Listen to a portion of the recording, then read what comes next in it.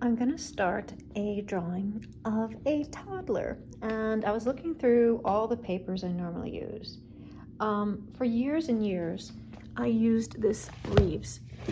It is a beautiful, very, very thick. You see, like I actually cut these sheets in half for like taking them, or like, you see this homemade edge. I love Reeves paper, and it comes in like a light gray, off-white. I think this cream and like maybe an off-white, but I'm not gonna use that today. And then the two pads that Scott's drawings are, there's the regular white of that Strathmore, which is just all around perfect. And then there's like the, Rembrandt, just regular kind of drawing pastels. I was thinking about what I wanted to do. I don't know if this color is showing up. This is a very, very light, almost like an Easter green. Let's see if it actually says a name. Oh, it says Sky Gray Canson Mi Tiente's Touch. So it has the tiniest little, it's not rough. I had this slightly darker medium gray. So I'm doing a young toddler girl. And I was thinking, well, I mean, this is kind of feminine. And I didn't want to have to use like a lot of white chalk, so I wasn't going to go to like the darker papers. You see how Scott's using the chalk? I was thinking, oh, would I just use it directly on white? So then I started, I'm not very good at organizing my pastels, just please forgive that. I had a lot of these pinks and cools, and I was testing them out. Some are, I love all pastel pencils, but definitely some are softer than others, but that's okay. Just like pastels, some are harder than others. So this like Brinzel design, the Brinzel design, it maybe isn't as soft, but it's the perfect thing I think to like start a pastel drawing at. So yeah, I'm trying to think if so I have some of those, Brinzels. I have other pastel pencils too. The Conte of Paris, I think, are definitely just softer. They're just softer. You can see it's just a little bit smoother than that. But it's okay. I prefer to have it be slightly harder in the beginning. I just don't know if I want to go this strong with the pinks and the reds. A good go-to is this. This is a Conte of Paris. It says 355. It's 355, number 31. It's really just sort of a warm brown. You don't have to press down. It doesn't have to go that dark. Sometimes what I like to do, here is a very similar color, the Brinzel. I don't know how to say this. I'm so sorry. The Brinzel 8840, and then at the back it says 43. They're very similar. They're both warm. They're both kind of a brown. The Conte of Paris is definitely a tad softer, and the other one, the Brinzel, is, you can tell that even when you smudge it, it is just doesn't like fill in the pores as much. So what would I do? I'd probably start off with this one just to get the drawing, maybe fill in the shadows a little bit. You see when I do it very, very gently, it's always hard to do it with my, sorry guys, it's always hard to do with my, draw with my left hand. Okay, here we go. So see how gentle and light I'm doing it? It's a very even back and forth. Now you can use the sponges, you can use brushes. I'm just going to show my finger right now. You see what a light value that is. So you don't press down. So we have even 3 different values, like 1, 2, 3. I tend to like to start off my pastels, maybe like a lighter version, like you see something like this, right? Maybe a lighter version of the pink or red, and then adding the darker later on. So I think what I'm going to do, So I think I'm gonna start off with a brinzel and then only in certain areas, like maybe where I need to slightly darken it, because this is just inherently a little bit softer. See how nicely that builds up? I want you guys to see how very little bit goes a long way. The exact same way that I kind of do painting. You fill in a lighter medium value, and then on top, you can go a little bit darker. I don't know, I kind of like the thought of using this green. It just looks like a baby color. I'm gonna cut this board in half because this is a 20 by 30. I was just testing out the colors in the corner.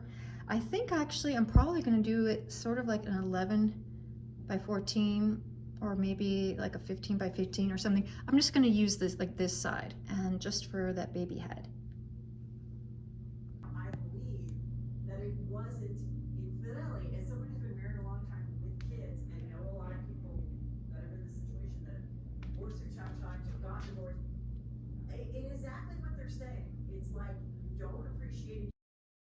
I've climbed the mountains in Montana, danced in the lights of New Orleans. Portland ran away with me, and San Francisco stayed with me. Nashville made its way in between. Fell in love in Minnesota, and fell apart south of Salt Lake. Colorado calls to me, and Washington will always be begging for a piece of me to stay. Maybe some things never change, but I wanna know how it feels to hang pictures on a wall, sleep in the same bed at night. I want reasons to stay, I want someone to take up my time and miss me when I go.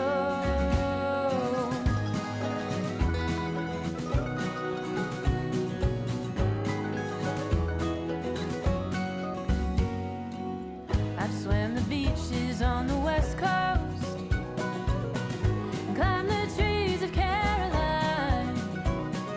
I felt the city streets of Boston underneath my feet, heard the sound of subways down the line. Walked the lakesides of Wisconsin, and bathed in springs of Idaho. I could use a day or two, or even just an afternoon, getting myself lost in Chicago. Maybe I'm homesick for it all, 'cause I wanna know how it feels to hang pictures on a wall, sleep in the same bed at night. I want reasons to stay, I want someone to take up my time and miss me when I go. I wanna home.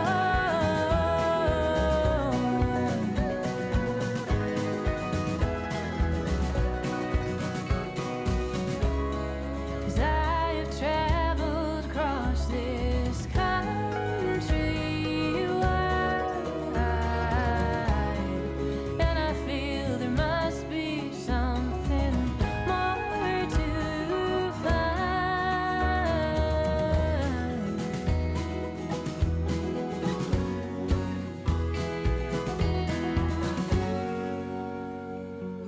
I miss those mountains in Montana.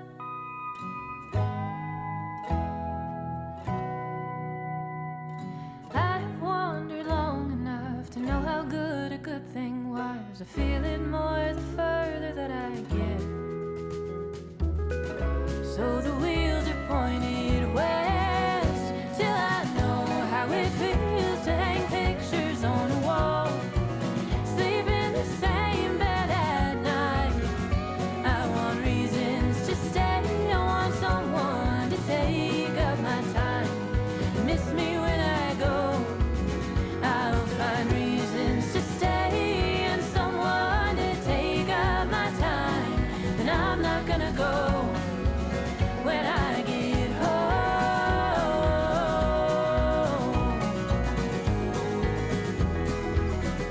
I'm going home.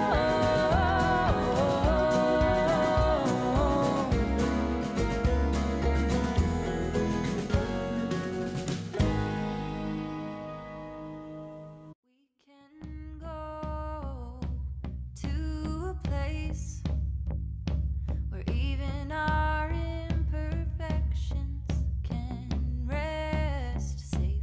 I thought we were on our way, but we're so quick to get lost these days. So we move on like waves of prairie grass. No use blaming the summer wind for rushing past. In the moments when I held my ground and stayed, I was only standing in the way.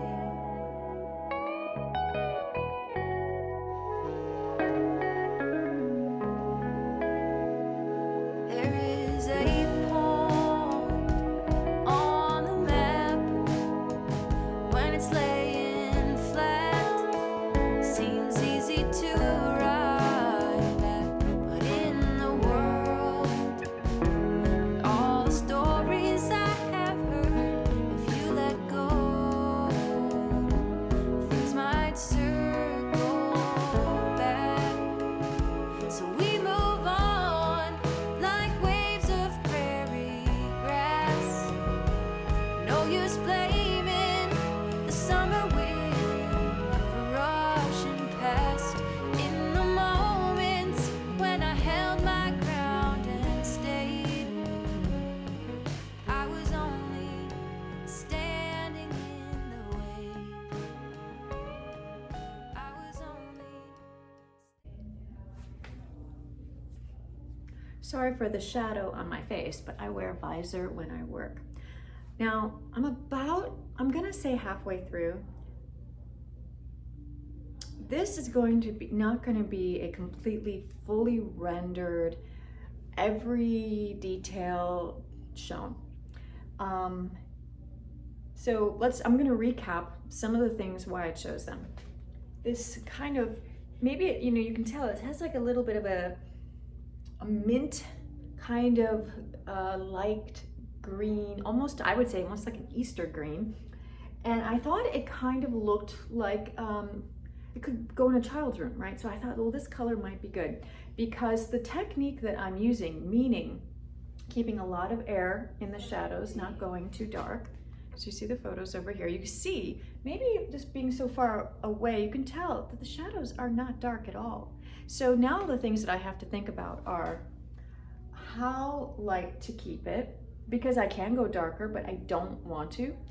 And if I want it to be simple, if I want the lights to be very clean and the shadows to be light, but also solid, it means that I have to keep these lights very clean, which means less halftone. Sometimes people, when they ask, like, what does that mean? It means that I don't try and turn things so much. With a baby, that's hard. So I'm kind of trying to think you through the things that going up here, with a baby, everything is round, right? The rounded forehead, the rounded cheek. So when I'm saying to myself less halftones, it means this area, right? This area, maybe some of this area. And then it means that like the transition from the light to the shadow, it's just not going to show those smaller shapes. You're not going to show the smaller little information between like the cheek and the nose. I'm not going to actually look into the shadow, because when you look into it, I mean, you can see, like this information. Maybe you can even see a little bit of these tiny muscles in here. Maybe within the eyes, you see a little bit of the muscle above the eye. Those are the things that I just don't put in. And if you look at, Andrew Loomis, if you look at Sargent, you look at old illustrators or anybody that did children, babies, toddlers, you realize that the lights are very, very clean.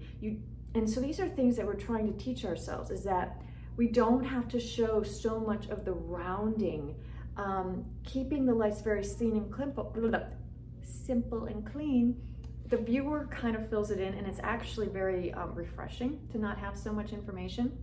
Okay, one thing I did want to talk about, and I had a separate, remember I was did the little tests up here. It's always good when you're doing a paper, especially with pastel, to try, just like it's a palette. Like, so when you're doing oil, you're mixing little colors on your palette. Well, keep a sheet or a little extra strip so that you can test.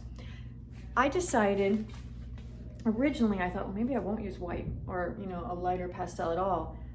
The best way to do that is just literally work on white or like an off-white paper, very, very light, so that you can just keep the whites, the lights of the actual form, the white of the paper, and you don't have to then add white chalk. Sargent was excellent with that. So just the white of the paper was the light.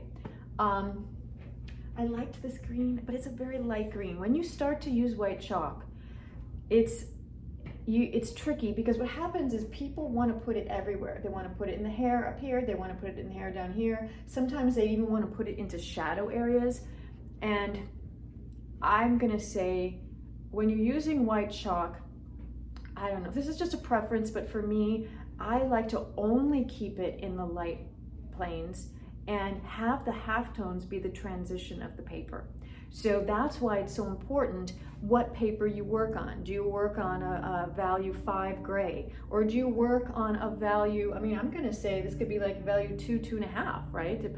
It's so, when you work on a darker paper and you're starting to add white, it's gonna be stronger, it's gonna be a little more dramatic, the energy of it is gonna be more of a theatrical look, and you have to be careful about adding too much, because anytime you add these strong highlights, it's gonna almost look shiny or metal or wet. And in faces, you know, just be careful about putting small little whites around in the eyes, around the eyes.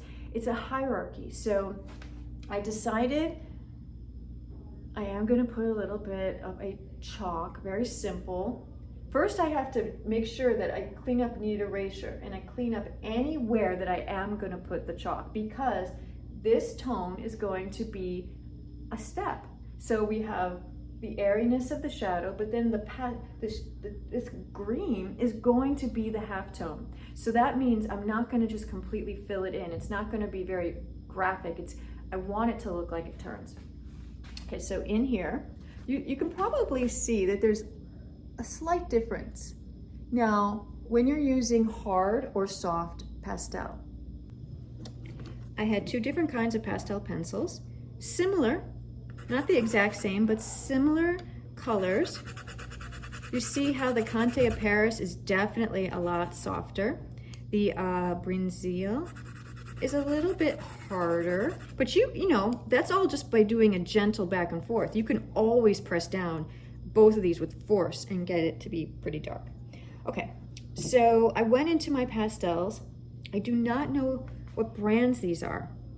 I think by the feel of this is like more of a harder pastel. So this is probably like a Rembrandt. Now, Holbein would be a really good choice for this also. Holbeins come in these sort of sticks that are square-like. And then I think this one is more of like maybe a Schmicky. I think that, I can tell just by it coming off in my finger that it's softer. I mean, just touching pastel, you can tell how much it comes off with your finger.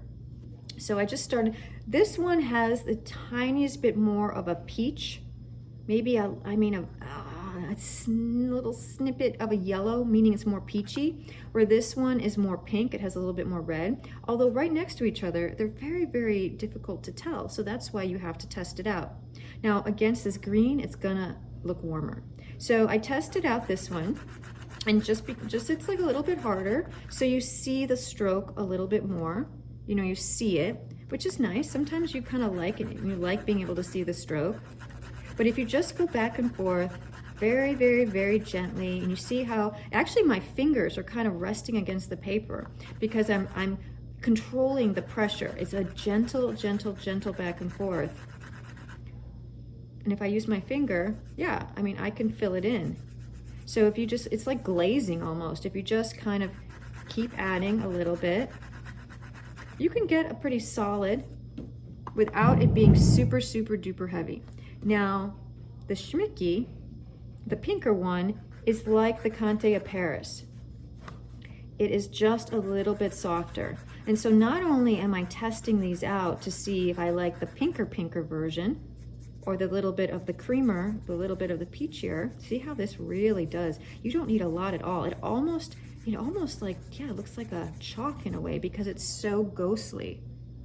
So these are the, and that's the brown that I was using. So I just have to decide. I think, now I tend to tell people, start off with a hard first because you can gently build up and you can always erase. So let me get my kneaded eraser. And you kind of clean it up. But let's see, you guys saw how I smudged it in. Well, let's see what this looks like. You see, I can clean it up. So I can take this off. It's not super heavy. I can really clean it right back up to the board. So now I'm just judging it. What does it look like next to this kind of maroon? And they both look fine, although I think that that softer pink looks so pretty against this green. So I think I'm gonna use that. Before I even start putting the chalk down, I'm going to take my kneaded eraser and make sure it's super duper clean. I took like a portion of the kneaded eraser. So you don't use the whole kneaded eraser. You just kind of take like a fourth or a half and you just work with it this way. And I love being able to carve it into these like shark fins that I like to say. So you can draw and carve like that too. Now before I put any chalk down, I have to think about where is the lightest light? Let's move the camera over here. Okay. So now I look at my 3 different photos.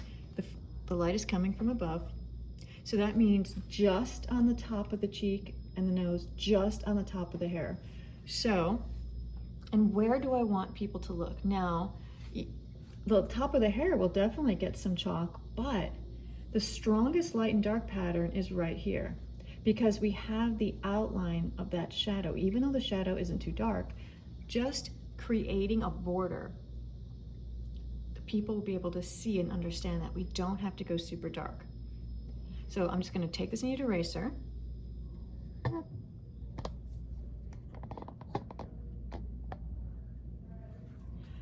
and I'm just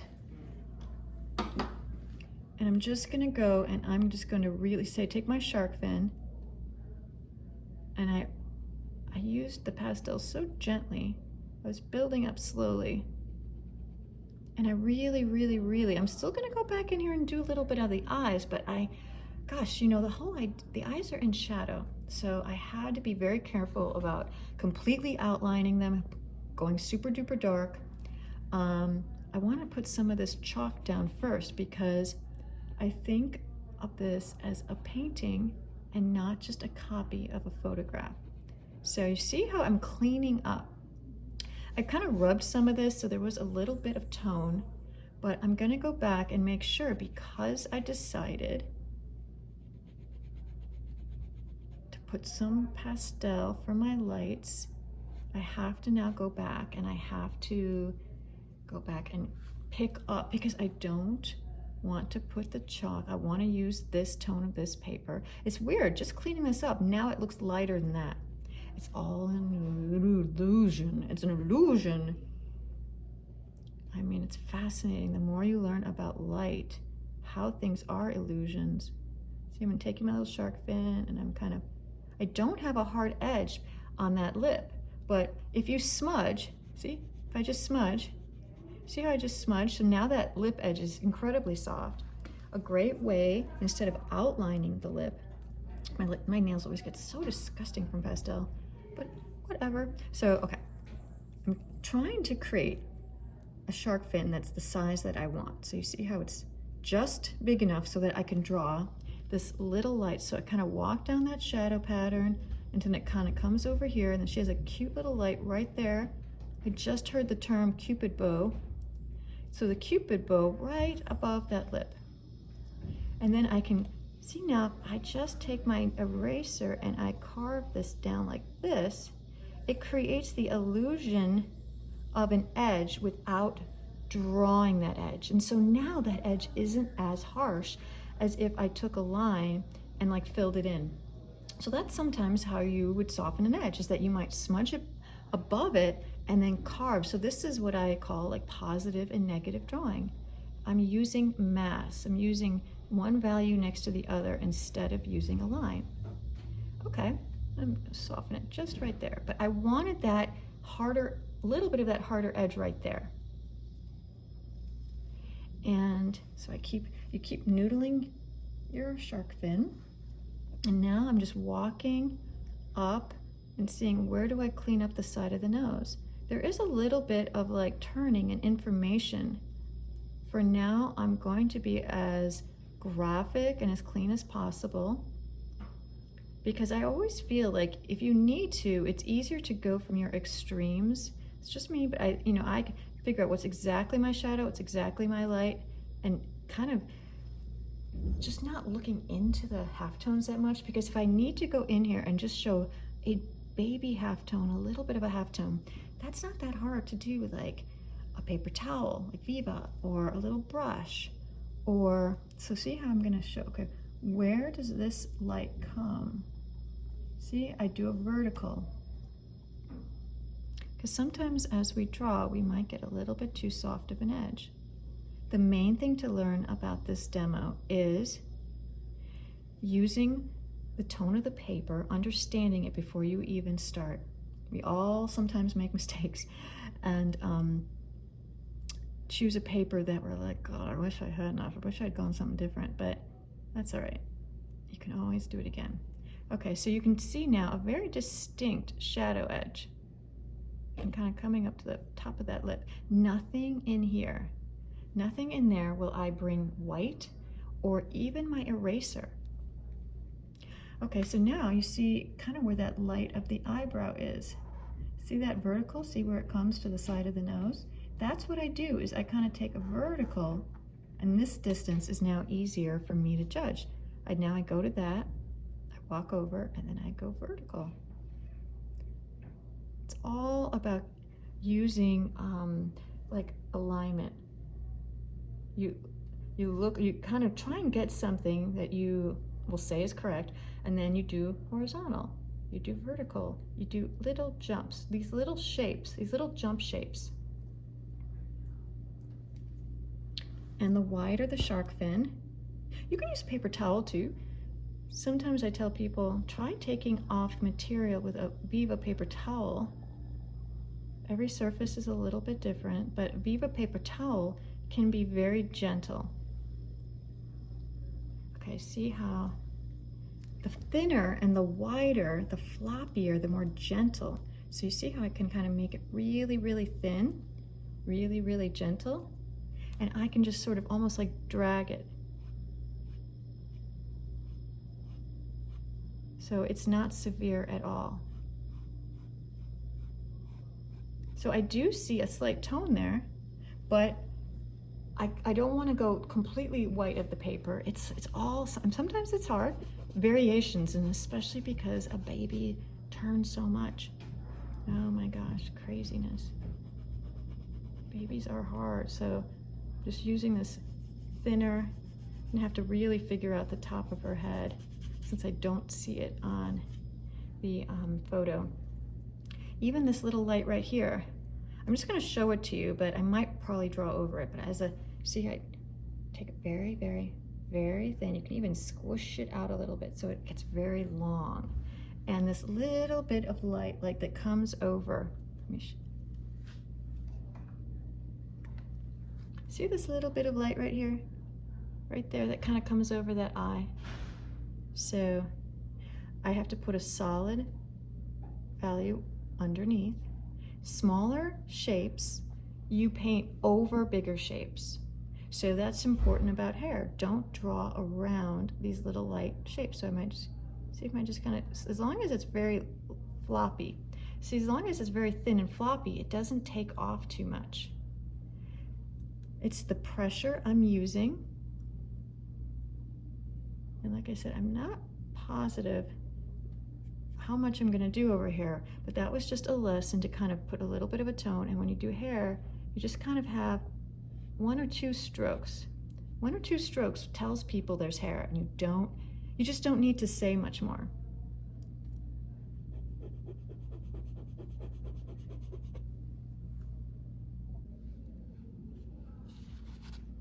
I took my Viva paper towel, I kind of folded it upon itself. I call these little ghosts.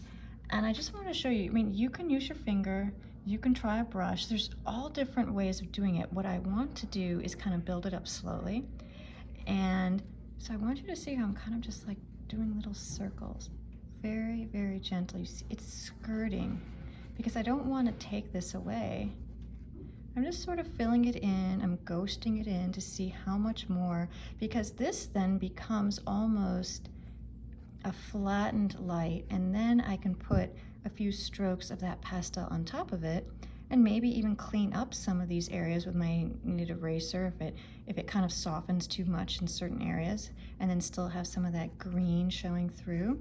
So that's all. I just wanted to show you how I'm doing this with a little paper towel. And only on the very tippy tops of like where the light is. See?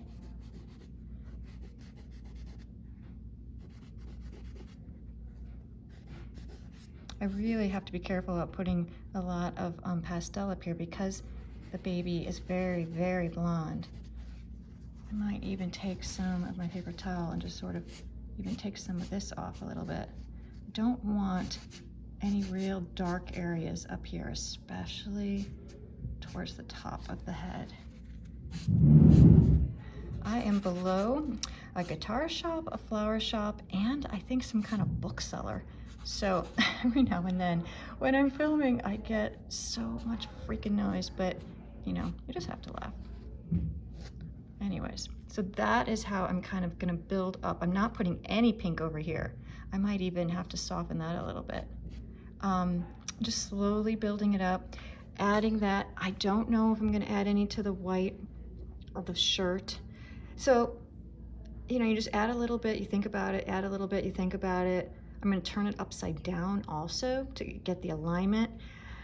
I'm gonna have to go in and do just a tiny bit to the baby eyes, but not too much because those baby eyes are in shadow.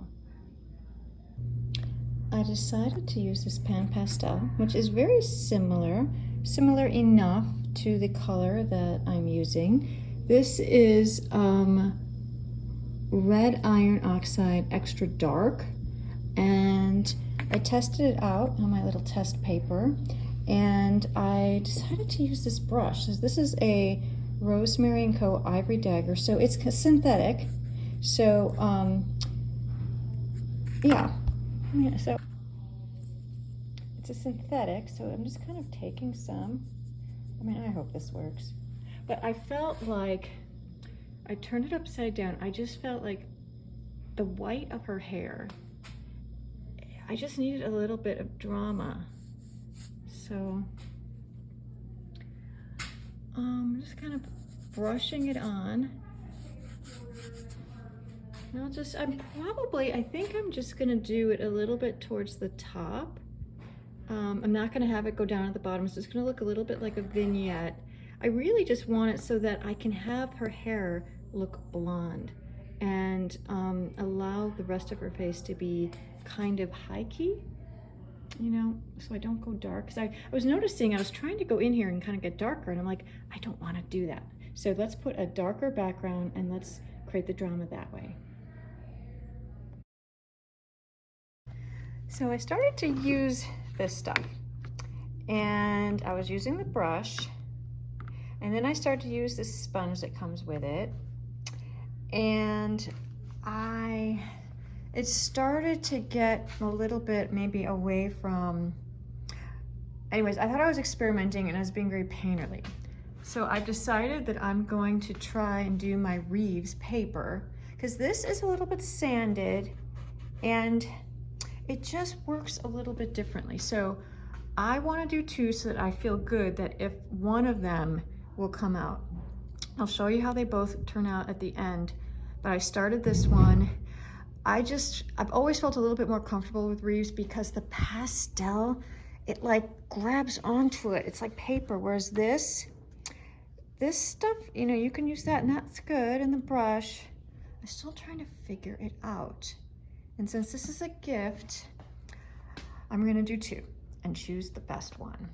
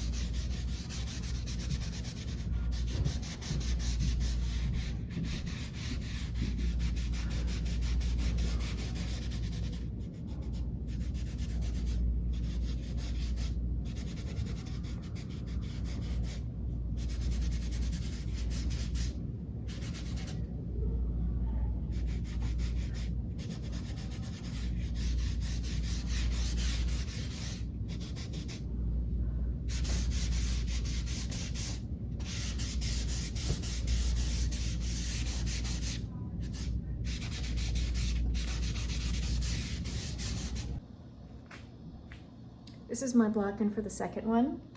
And I guess I just wanted to emphasize, because I've seen this a lot when people show me their drawings, that they will put tone and they might use their finger or who knows, but it doesn't look smooth enough. And I'm always wondering like what to tell people. And then I think about like when I was blocking this in, how much pressure I was using. And so I just want to say it again, that a little bit goes a long way. So at first, you know, I was using this Conte of Paris, and I want you to see, yeah, you're right, you can kind of go back and forth and back and forth and back and forth on the side, and then rub it in with your fingers.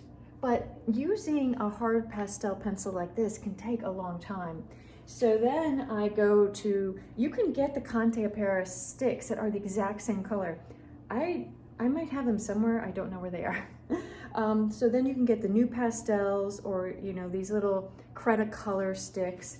And this is 48210. I think this is the Cretacolor. And I'm using it on the side. And also it's been sanded down, so the hard edges are definitely rounded. And so you see how I put it down, and I'm using a gentle pressure, but I'm massing in kind of like a brush, right? So instead of like a lot of little markings as a pencil, I'm using the side. Now, even that, you will see, I'm gonna show you a little bit.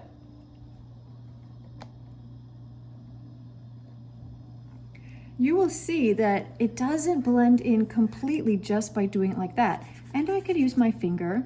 Okay, perfect, that works somewhat. And your finger works to an extent. I do use my finger, although, I mean, I'm gonna say, of course, our fingers have oils, and certain papers, I'm gonna say papers that aren't as absorbent as this Reeves, is soft, you can actually get a buildup of your like oils just from your skin. So it's sort of like, do as I say, not as I do, although I definitely, in every drawing, I stop myself kind of doing my finger too much. I love rubbing in with my paper towel, my Viva. So you see, look at that. So that is me rubbing. Rub, rub, rub, rub, rub, rub, rub, rub. I also love using these paper stumps. You know, you can get, they're not the spiral, they're the kind that are like the paper all the way through. And you see, I literally can press. And these are great for kind of like getting into areas like here, like maybe getting into an area like right here.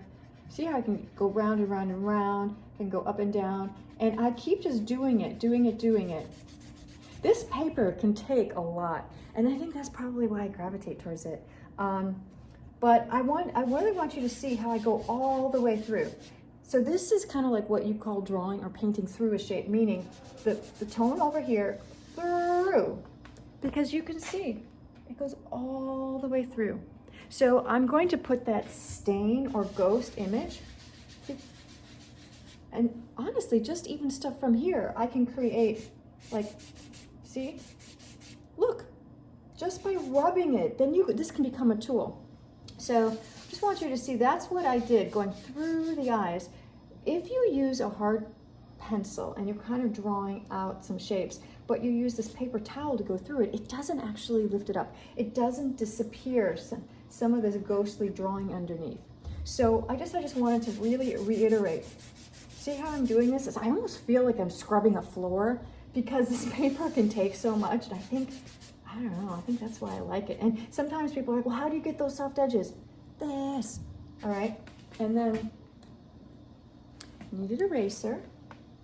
Now, because I've ghosted through things, I've literally ghosted right through the mouth, I can go back in here and I can then carve up and draw back that positive shape to clean up these certain areas, right? I can clean up if any of that ghost kind of goes past the edge. So some of it I could maybe leave soft where things are turning, but then maybe with my kneaded eraser, I'll crisp it up. But because I ghosted it so much, there is such a gentle transition, almost like an airbrush in a way. And now it's so solid. It really fills in, right? It really, really fills in. So if you don't want to see marks, in fact, probably what I would like to do is maybe put some marks on top of this and allow this softness underneath to hold together.